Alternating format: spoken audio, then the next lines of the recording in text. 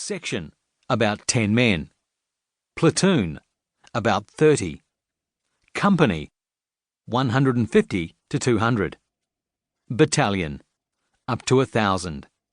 Brigade, 3 battalions. Division, 3 brigades. Chapter 1. Joining Up. Australia's longest-serving Prime Minister, Robert Menzies, once famously opined that Australians were British to the bootstraps. How many Australians wore bootstraps, or even knew what they were, is unclear, but it was a graphic illustration of Australia's dependence on the mother country, particularly when the British Empire's interests were threatened by war. Until well into the 20th century, it was the only foreign policy Australia had.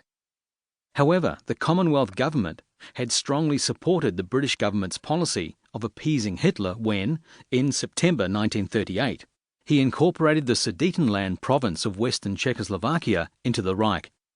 But Australia was equally ready to reverse that policy when Britain changed tack, and in March and April 1939 guaranteed support for Poland, Greece and Romania in the event of German or Italian aggression.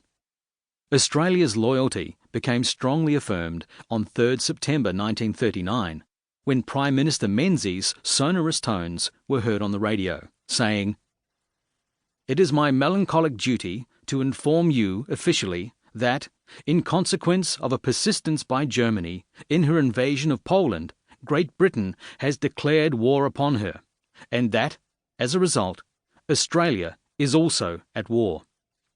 Clearly, an expanded army would have to be recruited, and quickly. One problem flowed from the so-called two-army system.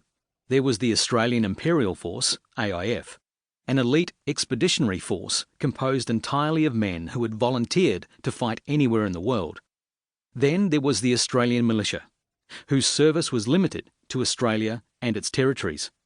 In October 1939, Cabinet decided to reintroduce conscription, last in existence in 1929. It was hoped to have a part volunteer, part conscript militia of some 75,000, calling up those with trades or skills that were needed. This dual system had some unhappy consequences as the war went on, with the derogatory term chocos, chocolate soldiers, for those in the militia or conscripts. Many officers in the regular army would have preferred one army, which could have been used wherever the national interest dictated, but opposition to the conscription of men to fight overseas, because of the divisive referenda in the Great War, was too deeply entrenched for this to be politically possible. This rivalry manifested itself very early, even in the training period. Ingleburn Camp was still being constructed in Sydney, as AIF recruit Bob Hooker Holt later wrote. "On returning by train to Liverpool from Sydney, we AIF men always went in a body into Liverpool to catch the bus back to camp. At this time, the militiamen who had signed up for the home defence duties were paid 8 shillings a day, while the men of the AIF who had volunteered for active service abroad were paid the princely sum of 5 shillings a day. This created quite a deal of ill feeling, and there were regular brawls in Liverpool between the two groups. Small numbers of single men were often viciously attacked by gangs of 20 or more, spoiling for a fight. Liverpool was a good place to keep away from in those days. Whenever a group of AIF men outnumbered the Chocos, you could bet money on someone chanting a parody of the song The Legion of the Lost, and shortly afterwards, the skin and hair would start to fly. "The second AIF they call us, the second AIF are we, bread and jam for breakfast, and greasy stew for tea.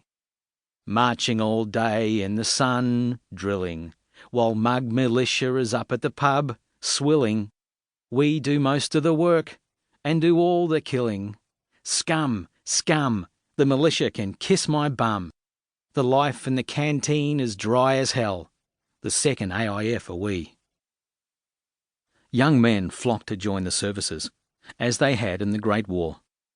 The age limits for joining the AIF were 20 to 35, the upper limit to discourage World War I veterans from signing up again. But this did not work. Young men inflated their ages, and older men